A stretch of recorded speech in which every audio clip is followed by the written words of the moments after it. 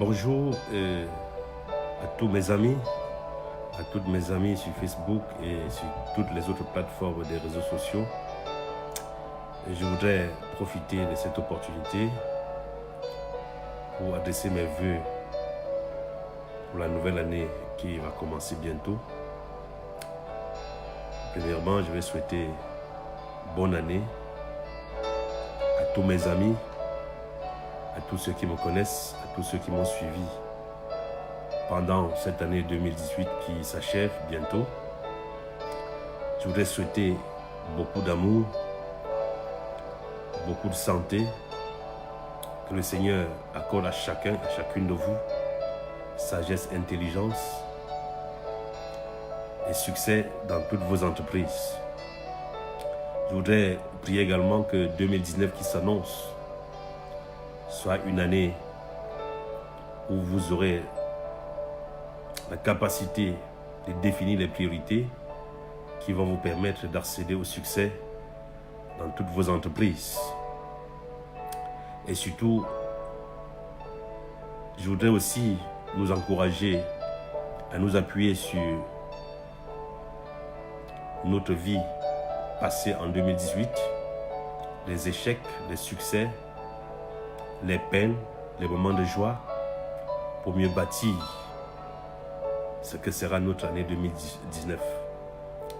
Le premier vœu que je vais adresser à chacun de nous, c'est que nous puissions, après avoir fait le bilan de 2018, comprendre que sans Dieu, nous ne pouvons rien faire. Mettre de l'ordre dans notre vie. Vous savez, la vie d'un homme est comme un devoir qui se fait une fois au propre. La vie ne doit pas être menée au brouillon avant de la restituer au propre après. Parce qu'on ne vit qu'une seule fois, ce qui implique que tout ce que nous faisons, nous devons tâcher à donner le meilleur de nous, le meilleur de notre temps, le meilleur de notre concentration, le meilleur de notre analyse, avant de prendre des décisions au quotidien. Donc bonne année à vous tous avec qui nous avons interagi en 2018. Bonne année à tous mes amis. Que l'année 2019 vous apporte beaucoup de bonheur dans vos rencontres, dans vos relations, dans vos projets, dans vos décisions. Que votre vie soit un sujet de joie pour tous ceux que vous allez rencontrer sur votre chemin en 2019 et que la bonne main de Dieu soit sur vous. Sur le plan économique, vous savez, l'économie comme la politique sont deux choses importantes dans la vie d'un individu. On travaille dans le but de se prendre en charge et d'être utile à ceux qui sont autour de nous. Et pour ne pas être une charge auprès des autres, en d'autres termes, pour ne pas être un problème pour la société, nous devons plutôt chercher à être une solution. Et c'est grâce au travail que nous le ferons. Et le principe d'économie voudrait que nous puissions mieux gérer déjà nos revenus pour éviter d'être plutôt dépendants de ce que nous on attend les autres. Parce qu'il faut apprendre à compter d'abord sur soi-même, comptant sur Dieu. Il faut apprendre à être plus une solution pour les autres qu'un problème que les autres doivent résoudre. Donc je vous souhaite beaucoup de succès sur le plan économique en 2019, que vos projets soient rentables, puissent multiplier vos revenus et que ce que vous gagnez, vous puissiez le gérer avec sagesse et intelligence. Voilà. Donc au niveau de la foi, je voudrais que 2019, c'est ma prière, soit une année où vous allez prendre au sérieux votre relation avec Dieu. En 2018, j'ai entendu beaucoup de choses. J'ai rencontré beaucoup de gens qui se moquent même de Dieu parce qu'ils ne connaissent pas Dieu. J'ai rencontré des gens qui s'en foutent de Dieu Certains disent que Dieu est lent, c'est pourquoi ils vont faire recours à d'autres solutions. Mais laissez-moi vous dire que le vrai bonheur est celui qui vient du Créateur.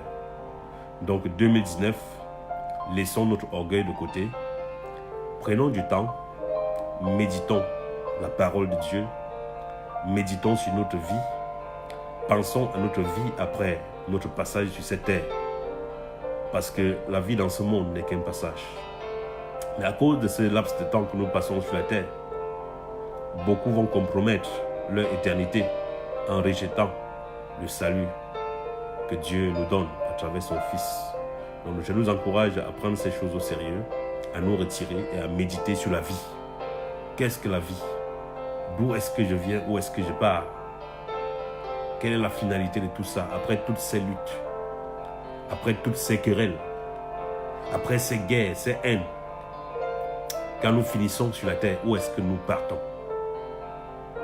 Si chacun prend un instant pour méditer sur sa vie et jeter un regard sur l'œuvre du Créateur, à partir même de la création, en cheminant vers sa parole qui est la Bible, je vous assure, la Bible est une mine d'or, pleine de sagesse, pleine de richesse, pleine de conseils, pleine de vie que beaucoup n'ont jamais essayé à explorer pour découvrir ce trésor qui est caché dans la Bible. Donc en 2019, je vous conseille de jeter un regard sur ce que la Bible dit, de méditer, de lire, d'étudier la Bible. Vous aurez la sagesse qu'il faut pour réussir dans tous les domaines. Pas seulement la sagesse qu'il faut pour être sauvé, quoique le but premier soit que nous soyons sauvés, la sagesse qu'il faut aussi pour mieux vivre sur la terre. Parce que notre façon de vivre sur la terre déterminera là où nous allons passer notre éternité. Ah oui. Méditons la parole de Dieu, qui est notre source, qui est la source de sagesse par excellence, pour décrire le type de relation que nous devons avoir les uns envers les autres. Si nous méditons la parole de Dieu, nous allons comprendre la valeur de l'être humain, la valeur du prochain. Nous allons mieux comprendre même le concept du vivre ensemble que nous prônons parfois sans comprendre la signification profonde. Nous allons comprendre comment est-ce qu'on peut être authentique dans une relation cordiale qui voit son prochain comme soi-même, et comment la vie dans l'amour authentique, comment la vie dans le respect d'autrui est une belle vie. Je dis ceci parce que mon expérience, ma petite expérience, m'a permis de comprendre que le monde est plein d'hypocrisie. Les gens avancent beaucoup de slogans, mais leur vie reflète le contraire de ce qu'ils prônent. Je vais prendre un exemple simple. 2018, dans notre pays, c'était une année électorale. Mon année, mon frère, 2018 était une année électorale. Mais à cause des élections, à cause du pouvoir, j'ai vu la limite de l'être humain sans Dieu. J'ai vu la limite de l'être humain qui ne pense pas à l'éternité. Parce que si nous pensions un instant à l'éternité, les dérives que j'ai constatées dans mon pays, où les gens ont prôné la haine de l'autre, la haine tribale, à cause des élections, à cause du pouvoir, ne serait jamais arrivé. Mais laissez-moi vous dire que la vie, la vraie, est celle qu'on mène en ayant la pensée qu'un jour on va quitter ce monde. En ayant la pensée qu'à tout instant on peut quitter ce monde. En ayant la crainte de celui qui a créé l'homme, Dieu, qui est le Tout-Puissant.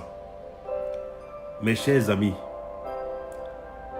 ce que je m'en vais vous dire là, c'est le plus grand cadeau que l'on puisse vous donner en tant qu'être humain. La crainte de Dieu, c'est le commencement de la sagesse. Je répète, la crainte de Dieu, c'est le commencement de la sagesse. Beaucoup de gens agissent comme ils le font parce qu'ils ne craignent pas Dieu, parce qu'ils ne connaissent pas Dieu. Mais laissez-moi vous dire, Dieu est le Tout-Puissant. Ça veut dire ce que ça veut dire.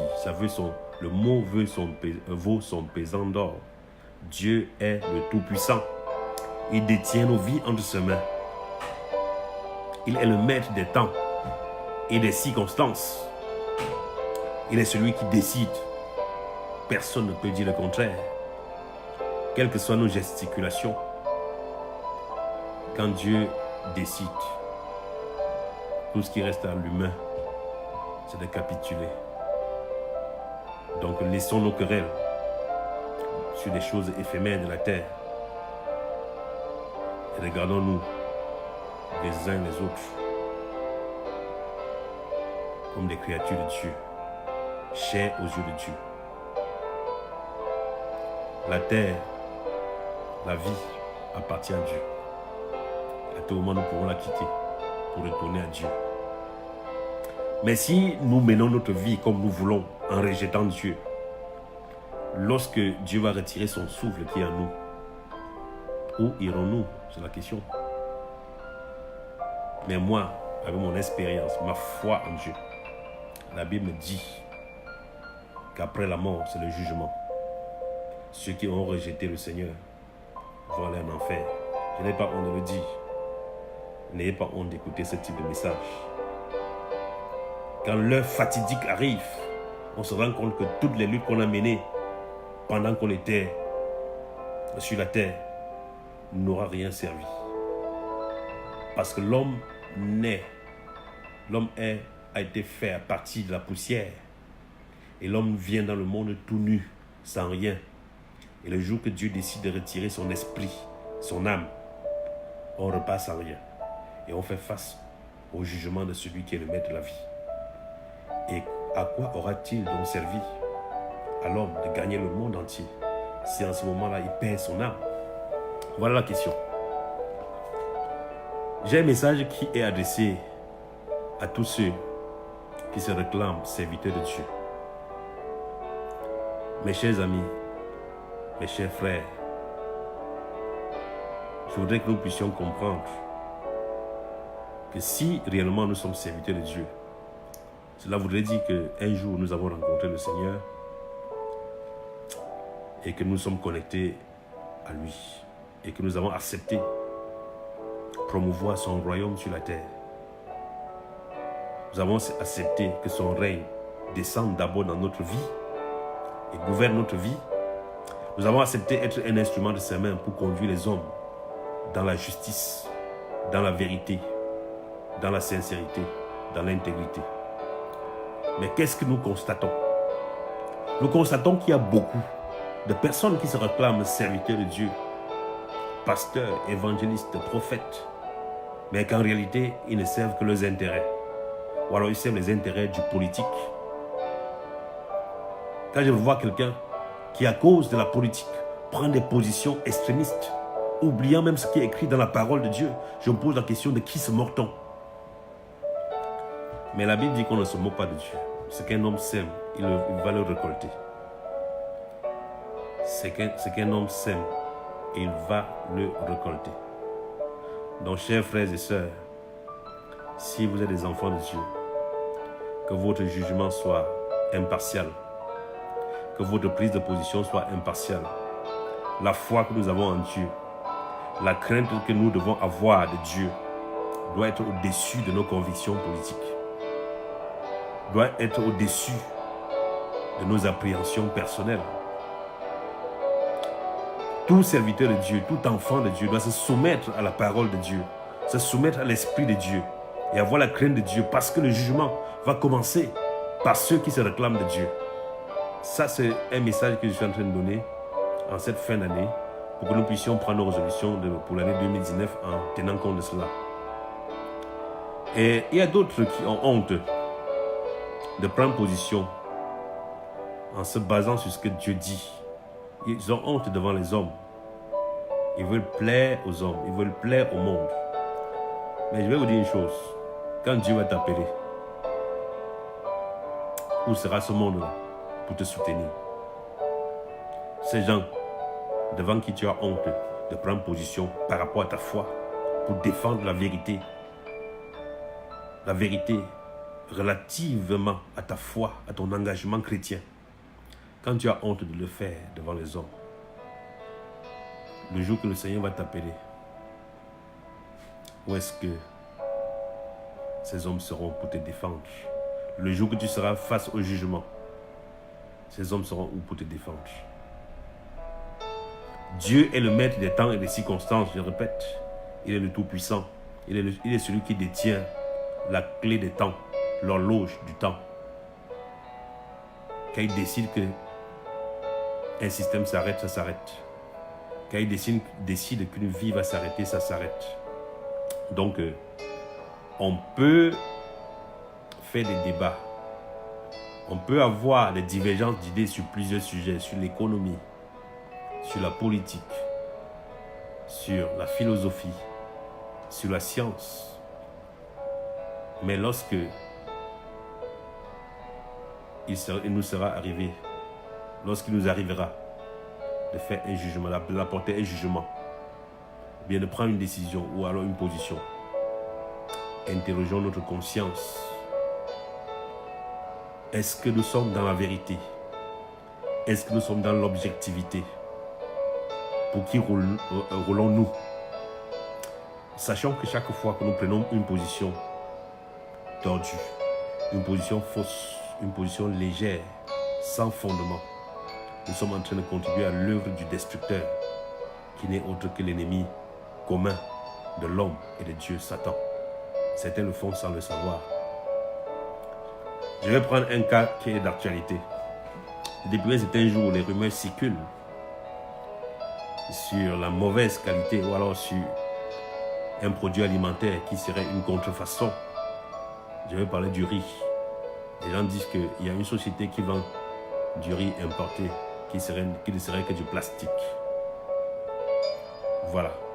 On a fait une vidéo, on a posté sur les réseaux sociaux. Et c'est un phénomène qui n'est pas seulement de notre... qui n'a pas apparu uniquement au Cameroun. Ça a existé ailleurs. Mais comme l'homme est facilement emporté par ses émotions, beaucoup ont relayé cette vidéo et ont commencé à battre campagne contre ces entreprises qui nourrissent des milliers de Camerounais sans aucun fondement. Alors toi qui propages de telles informations, t'es-tu posé la question pour savoir si une telle information est fondée? Est-ce qu'une telle information est fondée? Est-ce que c'est la vérité? T'es-tu posé la question pour savoir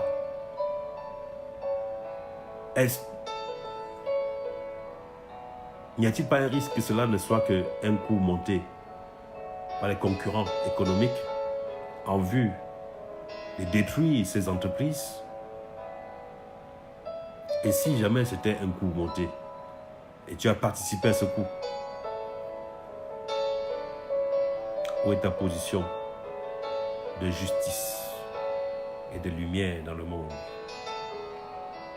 Chers amis, mon souhait c'est que 2019 soit une année où nous allons avoir l'esprit de discernement. Réfléchis par 3 fois avant de prendre position. Je crois que c'est l'essentiel. Au sujet de ces riz dont on parle, jusqu'à présent, personne n'a démontré que c'est vrai ces vidéos qui circulent sur le net. Parce que n'ayant jamais fait des tests dans le laboratoire. Et autre chose, c'est même basique, le bon sens. Ces riz, c'est du riz que nous mangeons tous les jours. Vous croyez que si c'était du plastique, c'est les vidéos qui devaient nous informer que c'est du plastique? Les hôpitaux devaient déjà nous informer des cas de malades, des cas de morts dû à la consommation de ces produits, entre guillemets, nocifs. Je ne travaille pas dans ces entreprises. J'essaie juste de prendre une position en tant que quelqu'un qui est épris de justice et de vérité. Donc faisons attention, ne contribuons pas à la campagne d'intoxication que des personnes de mauvaise foi sont en train de faire dans les réseaux sociaux. Ce riz broli, moi je peux témoigner, je mange ce riz. Et tout à l'heure je vais passer au supermarché acheter ce riz. C'est ça que je vais manger demain. Pour ceux qui sont poussés par l'émotion et qui propagent n'importe quoi, qui comprennent que le peuple camerounais a grandi. Et il est temps qu'on ne se laisse plus emporter par n'importe quoi. Donc bonne année donc à tous mes amis. Que le Seigneur veille sur nous en 2019, nous accorde beaucoup de lucidité, l'esprit d'analyse, l'esprit de discernement. Que le Seigneur nous donne pour 2019 d'être une bénédiction pour nos amis, pour nos frères, pour nos soeurs, pour nos collègues. Ça, c'est ma prière. Si chacun à son niveau fait ce genre de prière, il y aura moins de problèmes. Je vous assure, les problèmes ne sont bien pour personne. Quand dans un milieu social, il y a des prises de bec régulièrement, il y a des malentendus, des déchirements, personne n'est heureux, personne n'est en paix. Mais lorsqu'il y a la convivialité, la cordialité, tout le monde est heureux. J'ai l'habitude de dire à mes collaborateurs de service, quand nous faisons nos réunions de service, que nous devons faire tout ce qui est de notre possible pour que notre milieu professionnel soit le milieu où il fait le mieux beau à vivre. Ah oui, là où nous travaillons, nous devons faire des efforts pour que ce lieu soit un lieu de convivialité, de joie. Le travail devient comme si c'était une partie de plaisir. Si bien quand quelqu'un se lève chez lui le matin, il éprouve de la joie à aller au travail. Si nous le faisons tous comme ça, tout le monde sera épanoui. Et les employés seront épanouis. Et le travail sera bien fait. Et l'entreprise va en profiter parce que les objectifs seront atteints. Donc c'est ma prière pour 2019, pour tous ceux et celles qui sont dans les entreprises, dans les administrations, dans les organisations, que nos lieux de travail soient des lieux de convivialité, de cordialité, de fraternité. Qu'on développe plus l'esprit d'équipe, l'esprit de partage. Ça, c'est ma prière, mon vœu pour 2019. Et laissez-moi vous dire une chose, du haut de mon expérience professionnelle, puisque je suis en train de parler du domaine professionnel. Une des clés importantes pour réussir, c'est d'être ouvert aux autres, d'être prêt à aider les autres à comprendre ce qu'on a déjà compris, d'être prêt à partager son expérience avec les autres. Quand vous avez l'esprit de partage de l'expérience, vous progressez rapidement et vous faites progresser votre équipe et le travail devient moins lourd pour vous. Ça, c'est un petit conseil que je donne à tous ceux qui sont en position soit de responsables, soit membres d'une équipe professionnelle, que nous puissions cultiver l'esprit de partage. Et laissez-moi vous dire une chose, le siècle dans lequel nous vivons est un siècle de connaissances ouvertes, où rien n'est plus caché. Si vous cachez une information à quelqu'un, cette personne va découvrir cette information ailleurs.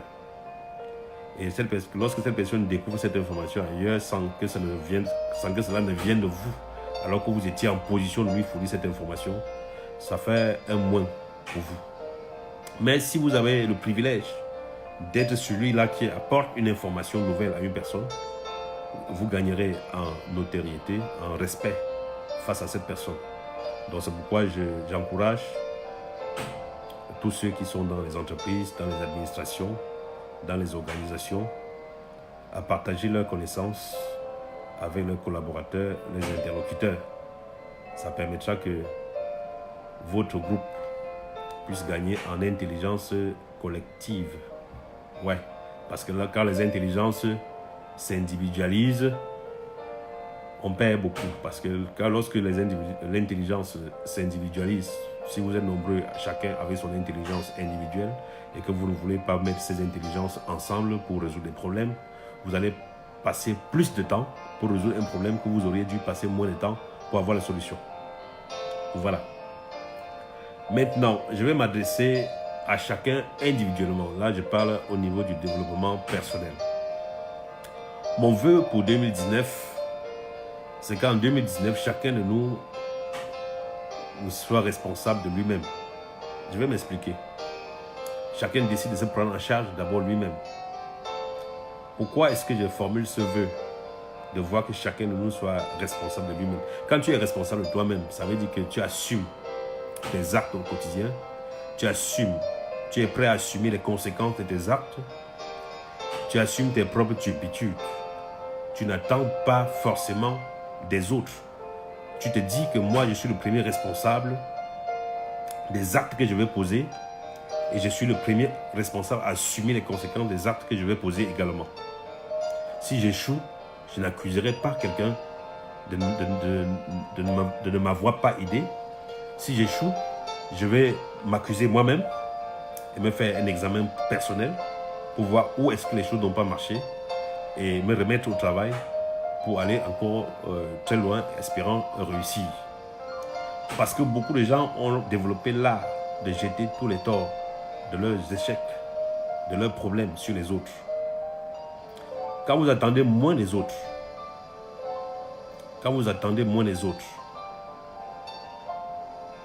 vous aurez moins de problèmes dans la vie. Si vous savez compter d'abord sur le Seigneur, parce que Dieu est le Dieu de tout le monde, je vous assure, je vous ai dit que Dieu est le maître des temps et des circonstances. Il est celui qui crée les opportunités. Il est celui qui bénit. Il est celui qui ouvre les portes. Alors, s'il a béni un X, ça veut dire qu'il peut te bénir. Tu vas devant Dieu, tu pries, tu te mets au travail. Tu travailles pour ton avenir, tu travailles pour ton projet. Tu travailles profondément, sachant que tu es responsable de toi-même. Tu n'attends pas de quelqu'un d'autre. Mais si en chemin, Dieu met quelqu'un qui te vient en aide, considère cela comme un bonus et glorifie son Saint-Nom. Remercie-le. Mais si tu croises les bras, tu attends l'homme providentiel qui viendra t'aider, tu vas être déçu très mal. Très mal. Mes chers amis, en 2019, apprenons à compter sur Dieu et à compter sur nous-mêmes.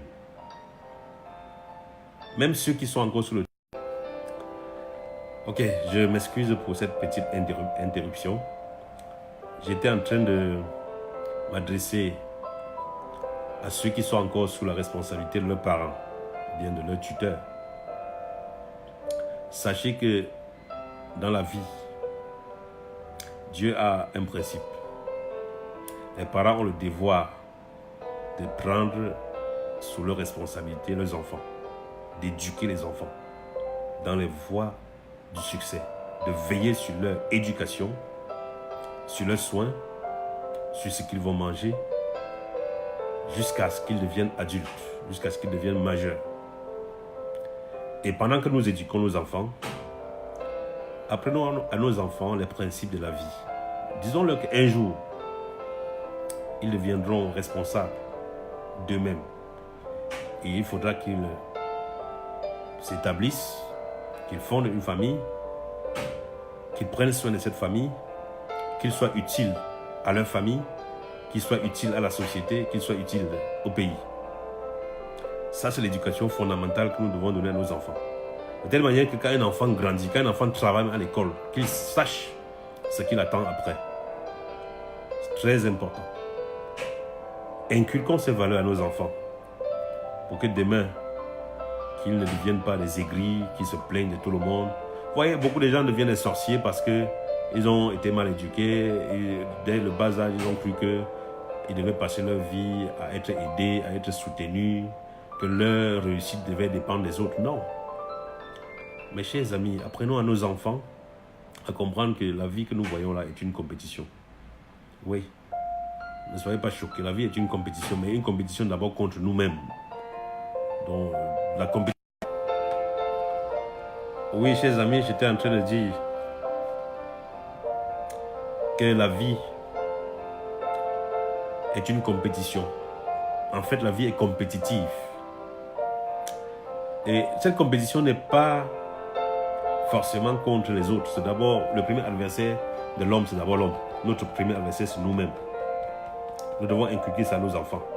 L'homme doit travailler de manière à se surpasser, à surpasser ses performances actuelles. On doit se surpasser. Oui. Parce que l'expérience a montré que quand vous travaillez, quand vous repoussez vos limites personnelles, vous avez plus de chances de réussir. Ah oui. Donc inculquons cela à nos enfants, de comprendre que la vie est une compétition dans laquelle le premier adversaire est d'abord l'individu lui-même. Nous devons combattre. Notre premier adversaire, c'est d'abord la paresse, le sommeil excessif, le laxisme. Ah oui, le fait toujours de renvoyer à plus tard ce qu'on devrait faire à l'instant T. Voilà nos ennemis, voilà nos adversaires. Nous devons combattre le fait de croire qu'on doit toujours attendre l'assistance de l'autre.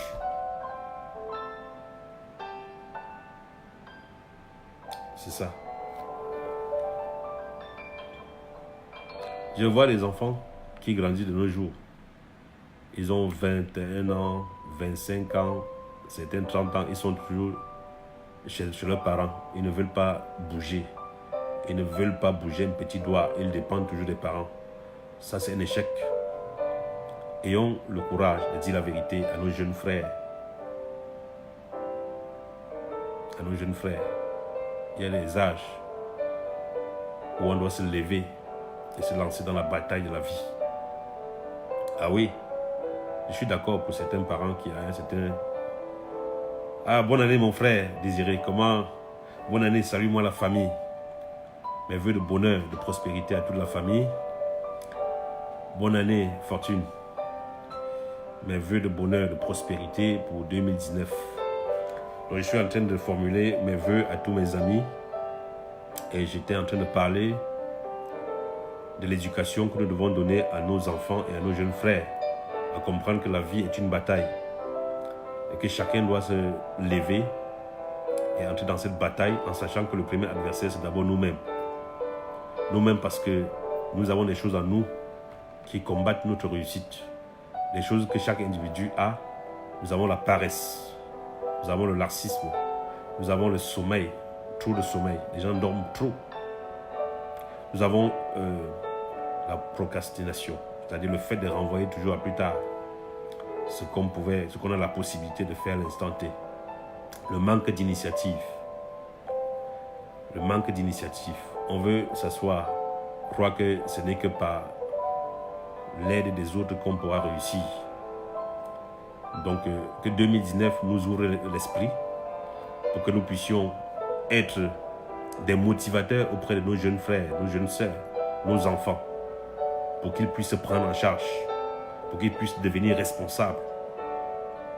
En principe, un enfant qui n'est pas à l'école, même si un enfant est à l'école, dès que tu as le bac, tu ne devrais plus dépendre à 100% des parents. Ah oui, tu ne devrais plus dépendre à 100% des parents. Dès qu'un enfant est majeur, nous les parents, nous devons les accompagner à l'autonomisation progressive, à se responsabiliser progressivement. Même déjà à l'école primaire, au secondaire, quand vous donnez l'argent de baigner à un enfant, apprenez déjà à cet enfant à gérer son petit budget. Quand un enfant est déjà au secondaire, en 6e, donnez-lui l'argent de baigner par semaine. Qu'il apprenne à gérer cet argent. Et veillez à ce qu'il gère lui-même cet argent. À ce qu'il fasse des économies pour cet argent qu'on lui donne. Et à la fin de chaque semaine, essayez d'évaluer pour voir son comportement vis-à-vis de l'argent. Quand il est au second cycle, à partir de la classe de seconde jusqu'en terminale à l'université, donnez-lui son argent par mois et qu'il gère son argent. Donnez-lui même globalement l'argent par mois, de telle manière qu'il puisse faire ses propres économies pour acheter ce qu'il veut. Là, plus tard, quand il va devenir grand, il va comprendre ce que c'est que la vie. Donc mon vœu, c'est qu'en 2019, nous soyons des motivateurs, des coachs pour nos petits frères, pour nos petites sœurs, pour nos enfants, les accompagner à devenir responsables dans la vie, à devenir utiles dans la vie. Donc bonne année à tous mes amis, que le Seigneur veille sur nous et nous accorde la santé. Le vœu le plus cher que nous formulons, c'est le vœu de santé. Si nous tous nous sommes en santé, la balle sera dans notre camp pour faire la suite. Que le Seigneur accorde la santé à chacun, sa protection. Que le Seigneur veille sur la vie de chacun de nous, protège chacun de nous contre les forces du mal, contre les esprits méchants, contre les accidents, contre les maladies. Ça, c'est mon vœu pour 2019, que chacun soit en pleine forme. Voilà. Donc, autre chose que je voudrais te dire par rapport au niveau du développement personnel. Chacun doit apprendre à être responsable de sa vie, à assumer ses choix, ses décisions. Que Dieu nous accorde la sagesse afin que nous puissions mieux et bien prendre les décisions qu'il faut en 2019. Merci mon frère, que le Seigneur te bénisse. Bonne année 2019.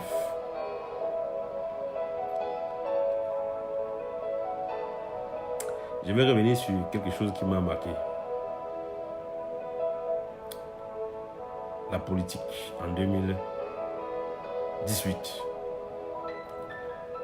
Mon vœu pour l'année 2019 pour tous les Camerounais, c'est que nous puissions prendre la hauteur sur nos prises de position. Bonne année mon frère Ferdinand. Bonne année mon frère. Donc en politique, c'est vrai que la politique, on dit souvent qu'on ne peut pas faire la politique les mêmes propres, mais ça c'est une mauvaise définition de la politique. Une mauvaise définition de la politique. Ça c'est pour ceux qui font la politique comme l'art de conquérir le pouvoir absolument. Si vous avez dans votre esprit vouloir conquérir absolument le pouvoir, vous serez appelé à mentir, vous serez appelé à faire des choses qui ne sont pas bien. Mais si vous voyez la politique comme l'art de participer à la gestion de la chose publique, voilà, vous aurez un autre regard de la politique. Et cet autre regard de la politique, c'est quoi?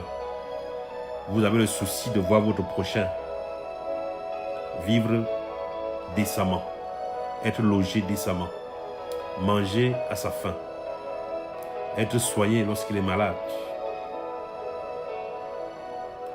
avoir les moyens pour aller à l'école, l'éducation, la santé, les moyens de locomotion. Merci mon frère Romuald, que Dieu te bénisse. Merci mon frère. Donc, si la politique est là de participer à la gestion de la chose publique, c'est une bonne chose que chacun de nous puisse s'impliquer en politique pour aider nos prochains, pour aider le peuple à bénéficier des richesses que Dieu a données pour cette nation. Dieu n'est pas fou. Quand Dieu crée chaque peuple, il donne suffisamment de ressources à ce peuple pour s'en sortir. Et la politique donc consistera donc à mieux répartir ces ressources pour que chaque personne, chaque individu qui constitue le peuple puisse en bénéficier. Malheureusement, le colonisateur qui nous a précédés, puisque avant, les peuples primitifs n'avaient pas une vue globale de la gestion de la cité. C'est lorsque le colon arrive qu'il essaie d'organiser dans le sens de préserver ses propres intérêts, qu'il essaie d'organiser les choses. Et nous avons hérité donc de cette organisation qui fait à ce que ceux qui nous gouvernent ne gouvernent plus forcément pour l'intérêt du peuple, mais pour leurs intérêts, pour l'intérêt du colon. Voilà, mais en tant qu'homme de justice, nous devons faire notre part en prenant des positions qui puissent faire bouger les lignes. Ah oui, la politique que nous menons n'est pas une politique qui vise à conquérir absolument le pouvoir, mais c'est une politique qui vise à éveiller les consciences, à attirer l'attention de ceux qui nous gouvernent pour qu'ils puissent revoir les choses. Ah oui, à influencer positivement la gouvernance, à dénoncer ce qui n'est pas bien, à promouvoir la justice sociale, à promouvoir la répartition équitable des biens.